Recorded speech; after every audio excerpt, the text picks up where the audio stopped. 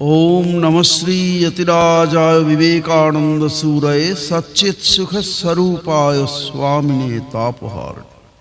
पूज्यपाद श्रीमद स्वामी लोकेशानंद जी महाराज प्रवीण सन्यासी, তিনি অনেক সিনিয়র, আমি অত্যন্ত বাচ্চা সাধু সঙ্গের। আর আছেন এখানে শ্রদ্ধেয়া দিদিমণি, খুব বিদগ্ধ এবং বিদুষী। তিনি ভাইস প্রিন্সিপাল ছিলেন, এখানে বক্তব্য রাখলেন সুন্দর মায়ের ওপরে। আর আমরা সবাই এতক্ষণ মুগ্ধ হয়ে শুনলাম। অমলেন্দুবাবু আমাদের গোলপার্কের খুব কাছের মানুষ, বহুবার ওখানে বক্তৃতা করেছেন, আমাদের সঙ্গে আছেন। তিনি পরম শ্রদ্ধেয় আমাদের একজন। আর আছেন সুধী, আপনারা সকলে, আপনাদের সকলকে শুভেচ্ছা, অভিনন্দন, নমস্কার। শ্রীরামকৃষ্ণ সারদা বিবেকানন্দ অনুরাগী আপনারা। আজকে দুজন বক্তা যে ঠাকুর এবং মায়ের সম্বন্ধে বলছেন, তাই আমি স্বামী বিবেকানন্দের বিষয়ে একটু আপনাদের সামনে কিছুক্ষণ অনুধ্যান করব।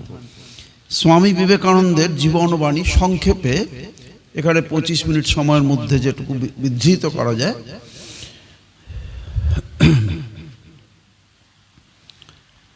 আমরা দেখছি যে স্বামীজির নামটি এত সুন্দর। স্বামী বিবেকানন্দ নাম করলেই একটা বিরাট মানুষের মধ্যে আগ্রহ এখন জন্মাচ্ছে। আমরা রামকৃষ্ণ মঠ এবং মিশন, এক কথায় আমরা বলি রামকৃষ্ণ সংঘ বা রামকৃষ্ণ অর্ডার, ইংরেজিতে দ্য রামকৃষ্ণ অর্ডার, আমরা যে তার প্রচার করছি এই মহান ত্রয়ীর, তার জন্যে সব কিছু ভালো হচ্ছে, এটা আমরা বলতে পারি না। আমাদের সামর্থ্য মানুষ হিসেবে কতটাই বা পারি আমরা। কিন্তু আমাদের এই মহান ত্রয়ী, তিনি আমাদের হাতের যন্ত্র করেছেন তাঁদের, যে তাঁরাই চালাচ্ছেন। যে প্রচার হচ্ছে সে প্রচার তাঁরা স্বয়ং, তাঁরাই প্রচার করছেন তাঁদের, এটাই মনে হয়। এই তাঁরা যে প্রচার করছেন তাতে আমরা অনুভব করছি যে একটা যুগ যুগ ধরে এই প্রচার চলতে থাকবে। আমাদের ইচ্ছেতে কিছু নয়, তাঁদেরই ইচ্ছেতে এগুলো চলতে থাকবে। ক্রমশই দেখা যাচ্ছে, আজ থেকে 127 বছর আগে রামকৃষ্ণ মিশন যা ছিল, আর আজকে যে শাখা প্রশাখা বিস্তার করে রামকৃষ্ণ বিবেকানন্দ ভাবপ্রচার পরিষদ প্রতিষ্ঠা হয়েছে আমাদের প্রধান কার্যালয়, তার শাখা প্রশাখার মধ্যে যেমন আমরা এখানে এখন মঞ্চে আছি, সেইটিও তার সঙ্গে যুক্ত, রেজিস্টার্ড সোসাইটি। এইভাবেও হাজার হাজার সংঘ, সোসাইটি, ক্লাব বিভিন্নভাবে এবং দেশে বিদেশে বহির্ভারতে প্রায় 26টি কেন্দ্রের দ্বারা কোটি কোটি মানুষ এদের হৃদয়াসনে প্রতিষ্ঠিত করেছেন, পরম শ্রদ্ধার আসনে পুজো করছেন। আজ থেকে 142-45 বছর আগে এরা কলকাতায় শ্রীরামকৃষ্ণ ঘুরে বেড়াচ্ছিলেন। মা 125 বছর আগে উদ্বোধনে বসে আছেন। স্বামীজি 123 বছর আগে বেলুড়মঠে বসে আছেন। আজকে তারা দেবতা হয়ে মন্দিরে উঠে কোটি কোটি মানুষের পুজো পাচ্ছেন, হাজার হাজার মন্দিরে, দেশে বিদেশে। এই তাঁদেরই একটা মহিমা, তাঁদেরই একটি লীলা, ডিভাইন প্লে, দিব্য লীলা চলেছে। আমরাও সন্ন্যাসী হিসেবে যেমন সেই দর্শন করে ধন্য হচ্ছি, আর এই বিরাট রামকৃষ্ণ রথ যে চলছে, তারা যেন সেটা একটুখানি যুক্ত হয়ে রথের রশি টেনে একটুখানি আমরা ধন্য হচ্ছি। আপনারাও সেরকম, এই যে তাঁদের মহিমমণ্ডিত জীবন কথা শুনতে এসছেন, আপনারাও সেই রথের সঙ্গে যুক্ত হয়ে ধন্য হচ্ছেন, এটাই আমরা মনে করি। স্বামী বিবেকানন্দের নামটি শুনলেই আজকাল একটা দেখা যায় যে একটা ক্রেজ এসেছে, একটা এজ এসেছে, একটা যুগ পরিবর্তন হয়েছে। তার নামেই অনেকে ক্লাব করবে, স্বামী বিবেকানন্দ নামে করছে, স্পোর্টিং ক্লাব, খেলাধুলার, কিন্তু স্বামী বিবেকানন্দ নাম দিয়ে করছে। যে কোনো কিছু অনুষ্ঠান হচ্ছে স্বামী বিবেকানন্দ করছে। রামকৃষ্ণ মিশনকে ডাকতে আসছেন তারা আমাদের প্রচারের জন্য নয়, নিজেরাই ইন্সপায়ার্ড হচ্ছেন। কে ইন্সপায়ার করছে? স্বামী বিবেকানন্দ নিজেই করছেন। এটাই আমাদের বিশ্বাস, দৃঢ় প্রত্যয়। কাজেই তার নামটি অসাধারণ একটা দুর্বার দুর্দমনীয় তেজ, শক্তি তার নামের মধ্যে আছে, এটা আমরা অনুভব করতে পারি। মধ্য গগনে তিনি এখনো সূর্যের মতো দীপ্তিমান, সব প্রকাশ। সূর্য যেমন সব প্রকাশ, তার জন্য কোনো আর প্রমাণের দরকার হয় না, ভাস্বর। স্বামী বিবেকানন্দও সেরকম। আবার প্রবল ঝঞ্ঝার মতো তিনি একটা দুর্বার দুর্দমনীয় তেজ আর শক্তির আকর, খনি একবার। নামটি সেই জন্যই অসাধারণ। এটা বলেও ছিলেন, এই যে ঝটিকার মতো বলছি, যখন প্রথম তিনি শিকাগো বক্তৃতার পর বিখ্যাত হলেন, তখন নানা জায়গায়, নিউ ইয়র্কের ফুটপাথে, বিভিন্ন জায়গায় এবং পেপারগুলোতে সমস্ত তার এই বিশেষণেই বিশেষিত করেছিল, ঝটিকার মতো, যার বাংলা করলে দাঁড়ায় ঝটিকার মতো হিন্দু সন্ন্যাসী। তারা নামটাও ভালো করে উচ্চারণ করতে পারতো না, কেউ করতো বিবেকানন্দ, শুধু কানন্দ, অথবা সেই হিন্দু ব্রাহ্মণ। ওদের কোনো ধারণাই ছিল না সন্ন্যাসীর তখন, এখনও অনেকের নেই, কিন্তু ওই দেশ এইভাবে বলেছিল। দ্য সাইক্লোনিক স্বামী বিবেকানন্দ তলায় বিশেষিত করেছে এইভাবে, দ্য সাইক্লোনিক হিন্দু মঙ্ক। ভাবতে পারেন, সেখানে 7,000 নরনারী সুশিক্ষিত, সারা পৃথিবীর বিভিন্ন জায়গা থেকে এসছেন। 10টি প্রধান ভাষার ধর্মের তাদের প্রতিনিধিরা আছেন সুশিক্ষিত, এবং তারা এসেছেন তার বিজয় ডঙ্কা সেখানে বাজানোর জন্য। সেখানে একজন অনাহুত, স্বামী বিবেকানন্দ আদৌ নিমন্ত্রিত অতিথি ছিলেন না, তিনি অনাহুত গেছেন নিজের চেষ্টায়। ভারতের তখন এমন জাতীয়তা বোধ ছিল না যে আমাদের হয়ে একজন কেউ যাওয়া দরকার, সেটা গোটা ভারতবর্ষে ছিল না, সেটা ছিলই না। যে জন্য স্বামীজি গেছেন, কারণ নিজের চেষ্টায় গেছেন। দেশের কিছু রাজা দক্ষিণ ভারতে কেউ কেউ তাকে একটু সাহায্য করেছেন, সেই টাকায় গেছেন। পোশাক আশাক পর্যন্ত নেই, তাদের ধারণাই ছিল না যে যেখানে যাচ্ছেন সেখানে প্রচণ্ড ঠান্ডা। জাহাজে যেতে যেতেই তিনি সেটা বুঝতে পেরেছেন, কিন্তু সেই শীত বস্ত্র তাকে দেওয়াই হয়নি, কারণ তার ধারণাই ছিল না। তখন আমেরিকা কেউ যেত না, যেত ইউরোপ, বিলাত। কাজে স্বামীজি যখন যাচ্ছেন তখনই কাবু হয়ে গেছেন জাহাজেই, উত্তর মেরুর দিকে এতটা গিয়ে কানাডায় যাচ্ছেন, নামবেন তখন কানাডায় নেমেছেন, প্রথম আমেরিকান সয়েলে নয়, ভ্যাঙ্কুভারে নেমেছেন। জাহাজেই কাবু হয়ে গেছেন প্রচণ্ড ঠান্ডায়। তারপর আবার দিয়েছেন তারা সিল্কের পোশাক। বুঝতে পারছেন, কোনো ধারণাই ছিল না। সেটা অনাহুতভাবে গেছেন তিনি। এইরকম গিয়ে ওই নামেই সাইক্লোনিক হিন্দু মং নামে হচ্ছেন, অভিহিত হচ্ছেন। কেন? শ্রীরামকৃষ্ণেরই শক্তি তাঁর মধ্যে দিয়ে কাজ করছে। প্রথম বক্তৃতাতেই তাঁর সামান্য বলাতেই দেখুন কি অবস্থা হচ্ছে। এটা কার কৃপা? ভগবানেরই। ভগবান স্বয়ং যখন কাউকে যন্ত্র করেন তখন এরকম হয়। শ্রীরামকৃষ্ণ এই স্বামী বিবেকানন্দ রূপে সেখানে বলছেন, তাই ওই প্রথমেই এই বিশেষিত করেছে তাকে। প্রবল ঝঞ্ঝা যেমন উড়িয়ে নেয় সব আবিলতাকে আর এনে দেয় নির্মলতা, স্বামী বিবেকানন্দ রূপ দুরন্ত ঝটিকা অন্তরের সব আবিলতাকে দূরীভূত করে হৃদয়ে সঞ্চার করে পরম শুদ্ধতা।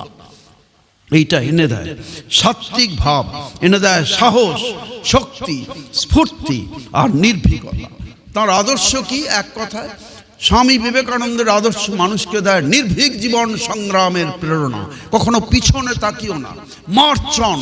ভাষাগুলো দেখবেন, কাম আপ লায়ন্স, সিংহরা চলে এসো, এগিয়ে চলো, মার্চ লাইক সোলজার।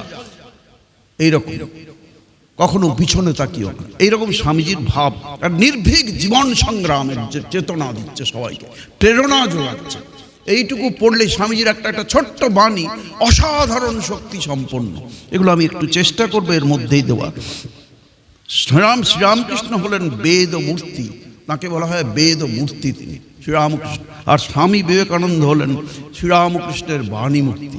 শ্রীরামকৃষ্ণের ওই যে তাঁর বাণীগুলি যত সহজ মনে হয় তত সহজ নয়, সেগুলো স্বামীজি বলছেন। তার একটি কথা স্বামী শিষ্য সংবাদে শিষ্যকে বলছেন, ওরে স্বামীজির এক একটি কথা নিয়ে ভুরি ভুরি দর্শনশাস্ত্র, রামকৃষ্ণের একটি কথা নিয়ে ভুরি ভুরি দর্শনশাস্ত্র লেখা যেতে পারে। এটা তিনি প্রমাণও করে দেখিয়েছেন যে কি অসাধারণ ভারত সংস্কৃতির, ধর্ম সংস্কৃতির যে হাজার হাজার বছরের ঐতিহ্য, তা শ্রীরামকৃষ্ণের মধ্যে কীভাবে প্রতিভাত হয়েছে, সেটি স্বামী বিবেকানন্দ তাকে বোঝাতে চেয়েছেন এইভাবে। তাই স্বামী বিবেকানন্দের মধ্যে দিয়েই আমাদের শ্রীরামকৃষ্ণকে বুঝতে হবে, শ্রীমা সারদা দেবীকে বুঝতে হবে। তাঁর বাণীর মধ্যে তিনি আজও দীপ্তিমান। তিনি যে চলে গেছেন, তাহলে বাণীগুলোকে ঝিমিয়ে পড়েছে। আশ্চর্য, দেশে বিদেশে, এমনকি চায়নার মতো দেশে, সেখানেও তাঁরাও বিরাট মনীষীরা, তারা বলছেন এত বছর আগে তিনি যেগুলো বলেছেন এখনও বিদ্যুৎ শকের মতো তারা ফিল করেন। অসাধারণ শক্তি তার মধ্যে আছে কথার মধ্যে। বাণী রূপে রহিয়াছ গুরতি ধরে। ঠাকুরের বলা হয়, স্বামীজিও সেরকম। স্বামীজির কথাগুলি বাণী রূপে অসাধারণ শক্তির আকর স্বরূপ, খনি স্বরূপ। তাই তাঁর বাণীর মধ্যে দীপ্তিমান আছেন। মন্ত্র সদৃশ, মন্ত্রের কি, মন্ত্র কাকে বলে? মননাথ ত্রায়তে ইতি মন্ত্রাহা। মন্ত্র হলো তাই যা মনন করলে, চিন্তা করলে শক্তি আসে, যা মুক্তি দেয় মানুষকে, সমস্ত বন্ধন থেকে মুক্তি দিয়ে ত্রাণ করে, তাই মন্ত্র। তাই তাঁর বাণীগুলোই হলো মন্ত্র সদৃশ, এত শক্তিশালী, তেজস্বিতায় পূর্ণ। সেই বিবেক বাণী, আমরা যে বলি বিবেকানন্দের বাণী, বিবেক বাণী মানব মনে দেয় একটা বিরাট শক্তি। বিদ্যুৎ তরঙ্গাঘাতের মতো শরীর মনকে চাঙ্গা করে। তিনি নিজেই বলেছেন, আমি অশরীরী বাণী, I M A voice without form. আমি একটা ভয়েস, যার কোনো আকার নেই। তাঁর নিজেরই কথা এটা। তাঁর বাণী দেশ কাল পাত্র নির্বিশেষে আজকে সর্বজনীন হয়ে উঠেছে। একটি উপমা স্বামীজির সম্বন্ধে দেওয়া যায়। স্বামীজির ব্যক্তিত্বটা কেমন? নাভিষেক ও সংস্কার ও সিংহস্য ক্রিয়াতে বনে বিক্রমার্জিত সত্যস্য স্বয়মেব মৃগেন্দ্রতা। একটা সিংহের অরণ্যের মধ্যে তার অভিষেকও হয় না, রাজ অভিষেক হবে তাও হয় না, সংস্কার হয় না, কিন্তু তার বিক্রমের শক্তিতেই, মহা তেজস্বিতাতেই সিংহের কি, তিনি পশুরাজ। স্বামীজির ব্যাপারটা সেরকম কতটা। তিনি আপন মহিমায় মহিমান্বিত হয়ে গেছেন, মহিমামণ্ডিত হয়ে গেছেন। সিংহ মৃগেন্দ্র প্রাণীর মধ্যে শ্রেষ্ঠ, আর স্বামীজি হলেন নরেন্দ্র, নরের মধ্যে শ্রেষ্ঠ। এমন নামটি দেখুন, আশ্চর্য। সেই নামই তিনি পেয়েছেন শৈশব থেকে। অবিসংবাদিত নেতা, ছোটবেলা থেকে জীবনী পড়লে দেখবেন যে তিনি নেতা, কাউকে বলতে হচ্ছে না। বন্ধুরা, ছোটরা পর্যন্ত বলছে বিলে আসেন, তার অন্য নাম আর একটা, তার অপভ্রংশ বিলে, বীরেশ্বর। বিলে এখনো না এলে হবে না, বিলে আসবে তারপরে শুরু হবে। এর বন্ধুরাও ভাবছেন, ভাবুন, ছোটবেলাতে যৌবনে প্রতিষ্ঠিত মনুষ্যত্বের পূর্ণ মর্যাদা। যৌবনকাল কখন, তার টোটাল স্প্যান অফ লাইফটাই মাত্র, দিদিমণি বলছিলেন কতটুকু লাইফ তাদের, তো টোটাল লাইফ স্প্যানটা শুনলে আশ্চর্য হয়ে যেতে হয়। মাত্র 39 বছর 5 মাস 24 দিন, ভাবতে পারেন? এইটুকু লাইফের মধ্যে কাজ করেছেন হয়তো 7-8 বছর, 10 বছর, তার মধ্যে ফিনিশ। কিন্তু কি দিয়ে গেছেন, হাজার হাজার বছর ধরে মানুষ তা ভাবতে থাকবে। তার যে মনীষা, তার যে শক্তি, কি অসাধারণ, ভাবতে পারেন? এইটুকু লাইফের মধ্যে একটা বাচ্চা, তাই না? কিন্তু কেমন শক্তি দেখুন। পূর্ণ মর্যাদায় প্রতিষ্ঠিত হয়েছেন। যৌবনকালেই ব্রহ্মজ্ঞানের পবিত্র আলোক শিখা দীপ্তিমান হয়ে গেছেন। তাঁর আরো বিশেষত্ব, যৌবনেই তাঁর স্থায়িত্ব হয়ে গেছে। তিনি বার্ধক্য দেখেননি। দেবতাদের একটি নাম হলো নির্জর বা অজর। অজর মানে যার জরা নেই, নির্জর মানেও তাই জরা নেই, অজর। তিনি অজর হয়ে গেছেন, জরায় প্রবেশ করেন। মাত্র যৌবনেই স্থায়িত্ব লাভ করেছেন তিনি, ভাবতে পারেন? এটা হলো স্বামী বিবেকানন্দের বিশেষত্ব। আর যাই হোক, তাঁর আরাধ্যা দেবী হলেন তার মাতৃভূমি ভারতবর্ষ। বিদেশেও অনেকে জিজ্ঞেস করতেন, আপনি সন্ন্যাসী হয়ে দেশকে ভালোবাসেন কেন? সেটা তিনি মাকে ভালোবাসতেন, দেশরূপী মা জননী, তাকে তিনি ভালোবাসতেন। তার উত্তর তিনি যথাযথ দিয়েছেন। তাঁর পুণ্য জন্মদিনটিকে তাঁর জন্মভূমি, আরাধ্যা দেবতা মাতৃভূমি, জাতীয় যুব দিবসের মর্যাদা দিয়েছেন। মাতৃভূমির বন্ধন মুক্তির মহাযজ্ঞে শত শত যুবক যুবতী আহুতি দিয়েছিলেন। আপনারা জানেন, এটা ইতিহাস পড়লেই, ভারতের স্বাধীনতা সংগ্রামের ইতিহাস। আহুতি দিয়েছিলেন তাদের তাজা প্রাণ। সে কি করে? তাঁর অগ্নিবর্ষী বাণীতে। নেতাজির কথাগুলো পড়বেন, নেতাজির বাণীগুলো, তাহলেই বুঝতে পারবেন যে 15 বছর বয়সে আমি মাত্র তার সংস্রবে আসি। তাহলে তার কীরকম ধরনের প্রেরণা। মহাত্মা গান্ধী, তিনি আমাদের জাতির জনক, তাকে দেশ তাকে করেছে, কিন্তু তিনি কার দ্বারা ইন্সপায়ার হয়েছেন ভাবতে পারেন? তিনি নিজেরই, মহাত্মা গান্ধীরই একটি কথা, স্বামীজি পড়ার আগে আমি আমার দেশকে ভালোবাসতাম। এটা গান্ধীজি বলছেন, লিখছেন। এটা ইংরেজিতে আছে, আমি তার অনুবাদ করে বলছি। আমার স্বামীজি পড়ার আগেও আমি দেশকে ভালোবাসতাম, কিন্তু স্বামীজির কমপ্লিট ওয়ার্কস আমি তন্ন করে পড়েছি, কাভার টু কাভার আমি এটাকে কাভার করেছি। তারপরে কি আমার ধারণা হয়েছে, দেশের প্রতি ভালোবাসাটা আমার 1000 গুণ বেড়ে গেছে। কেন, ইমাজিন, আশ্চর্য। তিনি বলছেন, তাহলে স্বামীজি কোথায় দাঁড়িয়ে আছেন ভারতবর্ষে, ভাবুন। সুভাষচন্দ্রকে বলা হয় স্বামীজির ভাবশিষ্য। বিখ্যাত কবি, বাঙালি কবি মহিতলাল মজুমদার, তিনি বলেন তিনি স্বামীজির মানস পুত্র। স্বামী যদি একটা ছেলে চাইতেন কেমন হওয়া উচিত, এই নেতাজি সেই রকম ধরনের যথার্থ বীরের আসনে অধিষ্ঠিত শ্রেষ্ঠ যোদ্ধা সুভাষচন্দ্র বলতেন, স্বামীজি ওয়াজ এ ফুল ব্লাডেড ম্যাসকুলিন পার্সোনালিটি। একটা পৌরুষের দীপ্ত চেতনায় জাগ্রত চেতনা স্বামী বিবেকানন্দ, এটা নেতাজির কথা। কাজেই and fighter to the core of his being, তার যে এগিয়ে চলার যে তেজস্বিতা, সেটা অন্তরের অন্তঃস্থল থেকে তাঁর আসছে, লিপডিপ নয়, মুখের ভাষায় নয়, লেকচারে নয়। এখনকার বক্তৃতা করেন অনেকে পলিটিশিয়ানরা, বড় বড় কথা বললেন, প্রচুর হাততালি, মূলে কিছু নেই। কিন্তু সেরকম নয়, স্বামীজির কথাগুলো কি from the core of his being, গভীর ও বহুমুখী জ্ঞানে। পার্সোনালিটিটা ভাবুন কিভাবে বিশেষিত করবেন। বহুমুখী জ্ঞানে, বিরামহীন কর্মে, ত্যাগে, প্রেমে তিনি ছিলেন পূর্ণ মানব। আজ তিনি থাকলে আমি তাকে গুরুরূপে বরণ করতাম, আমি তার পদতলে থাকতাম, এটা নেতাজি বলছেন। তো সেই জন্যে মিস ম্যাকলাউড বলতেন, স্বামীজির অনুরাগী আমেরিকান শিষ্যা, তিনি বলছেন স্বামীজিকে কোথাও দ্বিতীয় স্থানে আসীন আমি ভাবতেও পারি না। আর শ্রীরামকৃষ্ণ কি বলতেন, নরেন সহস্রদল পদ্ম। ভাষাগুলো দেখুন, বিশেষণে বিশেষিত করছেন শ্রীরামকৃষ্ণ, যিনি লেখাপড়ার জগতে যাননি। কেউ এরকম ভাবতে পারবে? শব্দগুলো ভাবুন, শব্দ বা শব্দবন্ধ। নরেন কি সহস্রদল পদ্ম, আর কোনো কথা আছে এর উপরে বিশেষিত করা? শ্রীরামকৃষ্ণের উপমা। আর কি খাপ খোলা তলোয়ার, একটা উদ্যত তলোয়ার যেমন হয় সেই রকম নরেনকে উপমা দিচ্ছেন। আরো কত আছে কথামৃতে, কি বলবেন। স্বল্পকালের ব্যবধানে না দেখলে ব্যাকুল হতেন শ্রীরামকৃষ্ণ, তিনি কি কম? শিব মহিম্ন স্তোত্রের একটি মন্ত্র, তদপি তব গুণানাম ঈশ পারং ন জাতি, তথাপি হে দেব, তোমার গুণের কথা বলে শেষ করা যায় না। স্বামীজি শিব স্বরূপ, বীরেশ্বর মহাদেব স্বয়ং স্বামী বিবেকানন্দ রূপেই প্রকটিত হয়েছেন। পূর্ব নাম ওই বীরেশ্বর, তাঁর গুণেরই হত্যা কে করবে? তাই কয়েকটি দিক না বললেই নয়। একটা গুণ দেখুন একটা মানুষের কি হতে পারে এক নজরে। স্বাস্থ্য গঠনে, ক্রীড়া, কুস্তি, জিমন্যাস্টিক্স, অশ্বারোহণ, নৌচালনায় দক্ষতা, বিজ্ঞান, প্রযুক্তি, শিল্প, সাহিত্য, কলা, কৃষ্টি, সংস্কৃতি, সমাজ চেতনা, দর্শন, কাব্য নৈপুণ্য, যে সংস্কৃত এবং বাংলায় যে রচনা করেছেন সেই কাব্য দেখুন কেমন, কাব্য নৈপুণ্য, একাধিক ভাষায় এবং বাংলা, ইংরেজি ও সংস্কৃত ভাষায়, পরে ফ্রেঞ্চও শিখেছিলেন, অসাধারণ ব্যুৎপত্তি এবং তার সঙ্গে সঙ্গে ভারতের ইতিহাস, বিশ্ব ইতিহাস সম্বন্ধে একবারে নখদর্পণে তার এমন নলেজ। এইটা কত বছর বয়সের মধ্যেই করেছেন? 22 বছরে এরকম কমপ্লিট করে ফেলেছেন। ভাবতে পারেন, জিনিয়াস না হলে এটা সম্ভব নয়।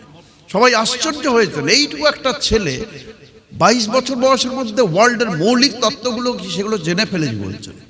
তাই নতুন একটা কিছু জগৎকে দিতে হবে। এইটা অবস্থাটা ভাবুন, একজন মানুষের ব্যক্তিত্ব কেমন হতে পারে। বিশ্ব ইতিহাস, রাজনীতির জ্ঞান, অসাধারণ শাস্ত্রজ্ঞানের সঙ্গে ছিল রন্ধনবিদ্যা। রান্না কেমন করতে হয় তার মাস্টারই ছিল তার গুরু ভাইরা সকলে প্রশংসা করেছেন রন্ধনবিদ্যায়। আর দেব দুর্লভ কণ্ঠের গায়ক, যে গান শুনে শ্রীরামকৃষ্ণ হতেন গভীর সমাধিমগ্ন। লোক ব্যবহারে এবং সর্বত্র সবার প্রীতিভাজন। আর অ্যাপিয়ারেন্স, তার যে কোনো ছবি ফটোগ্রাফি কারু প্রেরণার উৎস হতে পারে। সিংহতুল্য প্রশস্ত গ্রীবা, একজন লিখছেন বর্ণনায়, মস্তক, মল্লযোদ্ধার মতো শরীর, বিস্তৃত বক্ষ, পেশিবহুল হাত, পরিপূর্ণ মুখমণ্ডলে সুবিস্তৃত ললাট, স্পন্দিত ওষ্ঠ, চকিত দ্রুতগতি, আর চক্ষু দুটিতে অন্তর্ভেদী দৃষ্টি। দেখছেন জগৎকে কিন্তু দেখছেন ব্রহ্মদৃষ্টিতে। স্বামীর সম্বন্ধে একজন লিখছেন, তারপর আমি সেই অদ্ভুত চক্ষু দুইটির অনুসরণ করলাম। বলছেন না তার অনুসরণ করলাম, তারপর আমি সেই অদ্ভুত চক্ষু দুইটির অনুসরণ করলাম। তার চোখগুলোয় বিরাট বিরাট পণ্ডিতরা পর্যন্ত বেলুমঠে এসছেন, তারা কথা বলে বলছেন ওর চোখগুলোর মধ্যে একটা বিশেষ আকর্ষণী শক্তি আছে, মহা আকর্ষণী শক্তি, জানতে পারেন। তাই গৈরিকে রঞ্জিত পোশাকে আর বিরল ভাঁজে তৈরি পাগড়িতে তিনি এক পরমাশ্চর্য ব্যক্তিত্ব, বলা যায় প্রিয় দর্শন দেবদূত। প্রচণ্ড চঞ্চলতাতেও তিনি শান্ত সমাহিত চিত্ত। অখণ্ড ব্রহ্মচর্যের দীপ্তিতে নজরুলের ভাষায়, কাজী নজরুল ইসলাম অসাধারণ বিখ্যাত বাঙালি কবি, তার ভাষায় তিনি এত সুন্দর শ্রীরামকৃষ্ণ মা বা স্বামীজির সম্বন্ধে মন্তব্য আছে, শুনলে একটা দেখুন স্বামীজির ওপরে মন্তব্য, এইটুকু একটু কবিতা। যজ্ঞাহুতির হোম শিখা সম, তুমি তেজস্বী তাপস পরম। হোম শিখার মতো পবিত্র, অনন্য সাধারণ বাগ্মিতা গুণে বাগ দেবতার বরপুত্র, যাকে বলে যেমন গুরু তেমনি শিষ্য। উপনিষদ বলছেন আশ্চর্য বক্তা কুশলস্য লব্ধা। এইরকম একবারে পারফেক্ট এক্সাম্পল হলো শ্রীরামকৃষ্ণ স্বামী বিবেকানন্দ। ম্যাকলাউডকে বলছেন আমি ভারতবর্ষ। কতদূর নিজের ভারতবর্ষের মহিমা, হাজার হাজার বছরের ধর্ম সংস্কৃতির ঐতিহ্য, সেটা কতখানি একজন নিজের জীবনে, ব্যক্তিগত জীবনে সম্পূর্ণ টু পুট ইনটু প্র্যাকটিস কিভাবে করেছেন বাস্তবায়িত, যে জন্যে বিদেশি থেকে একজনকে বলতে পারছেন যিনি ভারতপ্রেমিক হয়ে দেশে এসছেন, তাকে বলছেন আমি ভারতবর্ষ, আমাকে দেখো তাহলে বুঝতে পারবে ভারত মহিমা কি। এটা তিনি বলার সাহস রাখেন। ভারত মহিমা তাঁর মধ্যে দিয়েই বুঝতে হবে। ভারতের প্রাচীন ঐতিহ্য আর নবীনের আহ্বান, এ দুয়ের সংযোগ সেতু হলেন স্বামী বিবেকানন্দ। শ্রীরামকৃষ্ণ ও স্বামীজির মধ্যে পার্থক্য নিরূপণে নিবেদিতা বলেন, বিগত 5000 বছর ভারতবর্ষ যা ভেবেছে তারই প্রতীক শ্রীরামকৃষ্ণ, আর আগামী 1500 বছর ভারতবর্ষ যা ভাববে তারই অগ্রিম প্রতিনিধি স্বামী বিবেকানন্দ। শ্রীরামকৃষ্ণের মন্থন করা ভারতের সনাতন অধ্যাত্ম সম্পদকে সাধারণের উপযোগী করে আমাদের সামনে এনেছেন স্বামী বিবেকানন্দ। কিন্তু এর থিওরি নয়। আজকাল দেখছেন একটা থিওরি ভারত পৃথিবীতে চালু হয়ে যাওয়ার কথা হয়েছিল, 200 বছর একজন থিওরিটা তৈরি করেছেন, আজকে পৃথিবীতে ভ্যানিশ হয়ে যাচ্ছে। তাহলে থিওরিটা প্র্যাকটিক্যাল করতে গিয়ে, how to put into practice, সেটা করতে গিয়ে ফেলিওর হয়েছে। কিন্তু স্বামী বিবেকানন্দের এটা থিওরি নয়, সেগুলো প্র্যাকটিক্যাল পদ্ধতি, যা রামকৃষ্ণ মিশন বা রামকৃষ্ণ মঠের মাধ্যমে যে ব্যবহারিক প্রয়োগ করা হচ্ছে, একটা জায়গাতেও ফেলিওর নয়, 100% সেটা সাকসেসফুল হচ্ছে। এগুলো কি ক্রেডিট ভাবুন রামকৃষ্ণ সঙ্গে, কার credit? Credit of Swami Vivekananda, credit of Shri Shri মা সারদা দেবী, শ্রীরামকৃষ্ণ। কাজী এইটা আশ্চর্য একটা জিনিস। তাই স্বামীজির মধ্যে দিয়েই শ্রীরামকৃষ্ণকে বুঝতে হবে। প্রথম চাই স্বামীজির প্রতি শ্রদ্ধা। শ্রীমার মন্তব্য এই প্রসঙ্গে তুলনাহীন। শ্রীমা একটা সময় বলেছিলেন, কোনো একটা বিশেষ সমস্যার সমাধান হতে কিছু সাধুরা তাকে বলায়, শ্রীমা সুন্দর উত্তর দিয়েছিলেন, যেখানে স্বামীজির, যেখানে নরেনের পুজো হয় না সেখানে ঠাকুর পুজো গ্রহণ করেন না। ভাবতে পারেন কত বড় কথা। মা বলছেন এটা ফালতু নয়। কোথায় কার বলছেন? দিব্য বাণী, মায়ের ব্রহ্মবাদিনী মায়ের মুখ থেকে বেরিয়ে আসছে, যেখানে নরেনের পুজো হয় না সেখানে ঠাকুর পুজো গ্রহণ করেন না। কোথায় দাঁড়িয়ে আছেন ভাবুন। স্বামীজি বিশেষ গুরুত্ব দিয়েছেন আত্মবিশ্বাস, চরিত্র গঠন, স্বদেশ প্রেম এবং শিক্ষা নীতির উপর। প্রবল আত্মবিশ্বাসী, এটা স্বামীজি আজকালকার মা বাবাদের, দিদিমণি বললেন, মা বাবাদের মধ্যে এটা দেখা যায় না। এখানে আমরা মা বাবাদের কনফারেন্স করতেও একদিন এসেছিলাম ওই পারপাসেই, যে জন্য ডাকা হয়েছিল, যে মা বাবারা কি করবেন, টিচাররা কি করবেন। আগে আত্মবিশ্বাস, কথায় কথায় সুইসাইড, মা বকেছে সুইসাইড, বাবা বকেছেন সুইসাইড, পরীক্ষায় কম নম্বর পেয়েছি সুইসাইড। What is this? এ তো চূড়ান্ত ক্যালাসনেস। আত্মবিশ্বাসটা বাবা মা দেবে না, তারপরে স্কুল, তারপরে লক্ষ টাকা দামি স্কুলে পড়াবে, ওইতে পড়াবে। আগে স্বামীজি বলছেন, the ideal of self confidence can bring the highest good for mankind. আত্মবিশ্বাস রূপ আদর্শই মানব জাতির সর্বাধিক কল্যাণ সাধন করতে পারে। কাজেই জগতের ইতিহাস কি? কতকগুলি চরিত্রবান মানুষের ইতিহাস।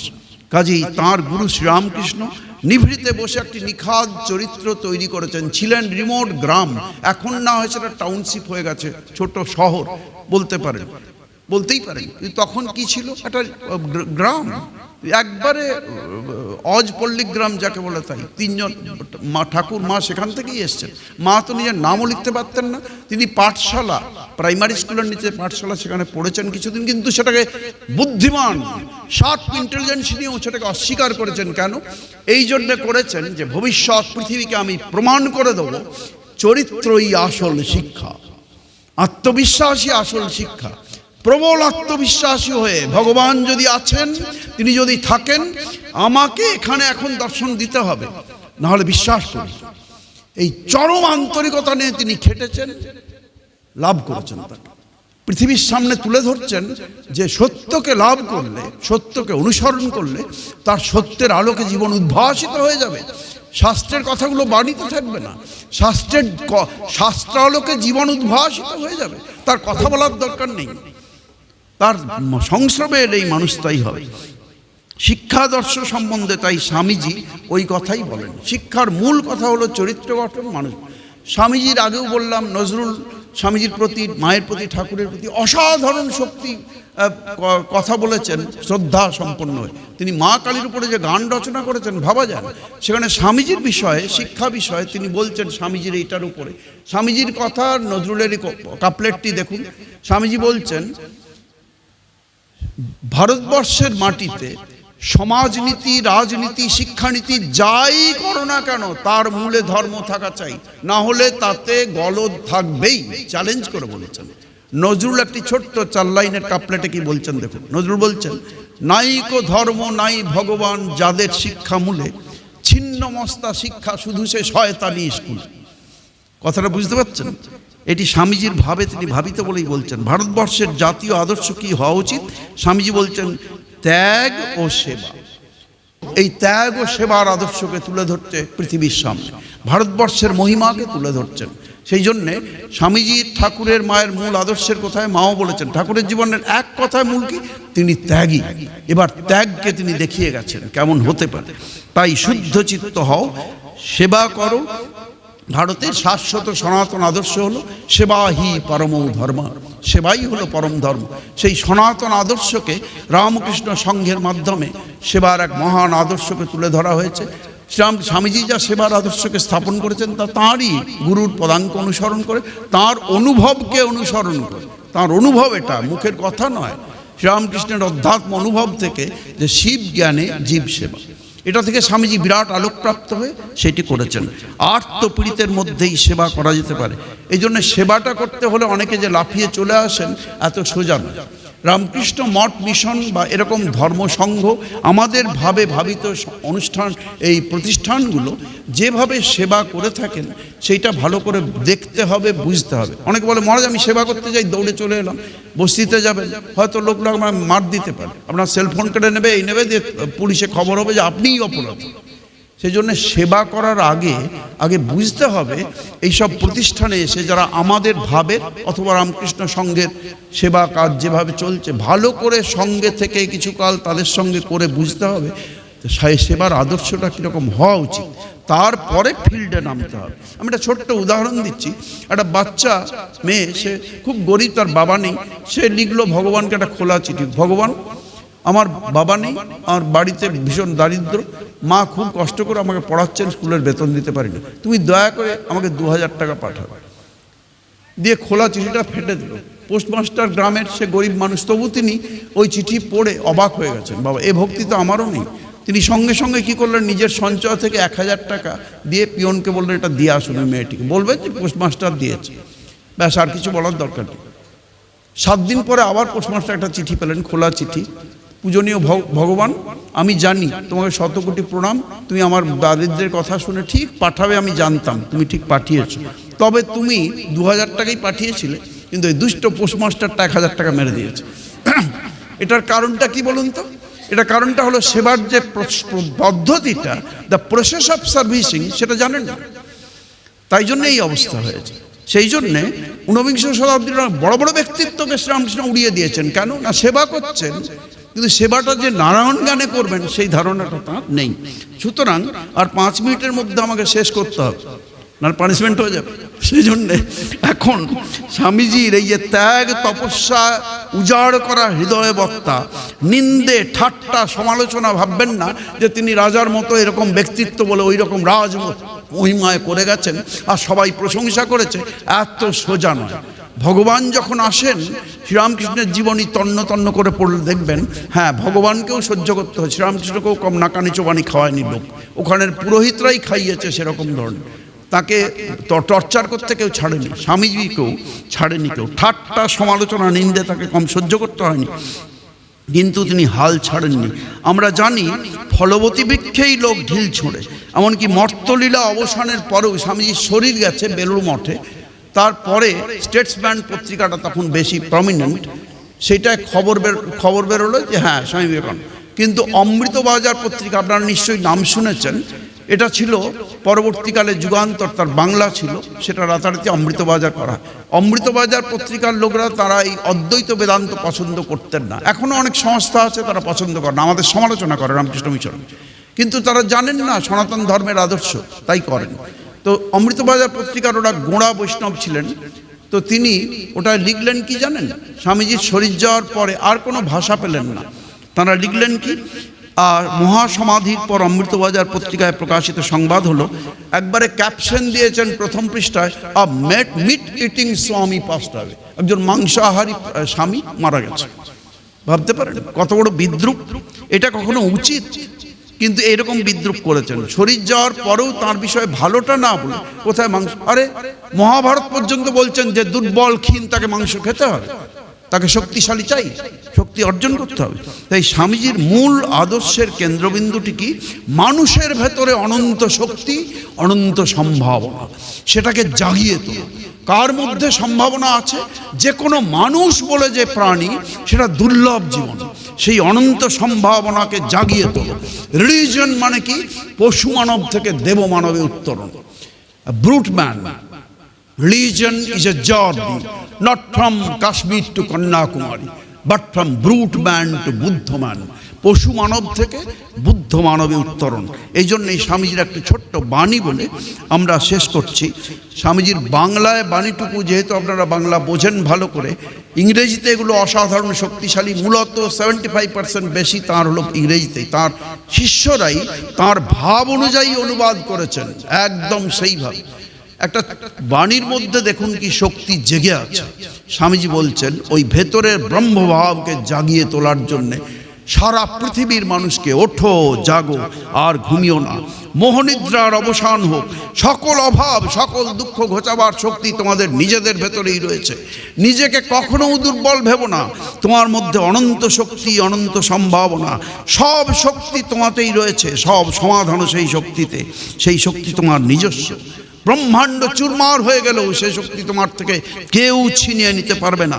উঠে দাঁড়াও, বলো গগন ভেদি বজ্র নিঘোষে উত্তিষ্ঠত জাগ্রত, ওঠো জাগো, সিংহের মতো খাঁচা ভেঙে বেরিয়ে পড়ো মহা আত্মানুভূতির মহারণ্যে। তুমি বিশ্বাস করো এই জগতে তুমি সব করতে পারো, তাহলেই ওই শক্তি জেগে উঠবে। ভাষাটুকু লক্ষ্য করুন। আমরা স্বামীজির এই পরম আলোচনার দিনে অজ্ঞান অন্ধকার তিরোহিত হয়ে আমাদের যাতে মধ্যে জ্ঞানের আলোকে আমাদের জীবন, শাস্ত্রের আলোকে আমাদের জীবন তাদের পথ অনুসরণ করে আমাদের জীবন উদ্ভাসিত হয়ে উঠতে পারে, সেইটুকু আমরা সবাই প্রার্থনা করি। আর আপনারাও সকলে প্রার্থনা করুন যে এই বিরাট রামকৃষ্ণ সারদা বিবেকানন্দ নামে যে ভাবাদর্শ, সেই আদর্শে যেন আমরা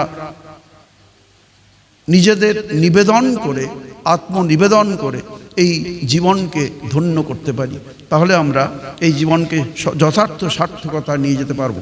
আপনাদের ধৈর্য ধরে শোনার জন্যে সকলকে ধন্যবাদ। আজকের আলোচনা স্বামীজির বিষয়ে এখানেই সমাপ্তি টানলাম। নমস্কার।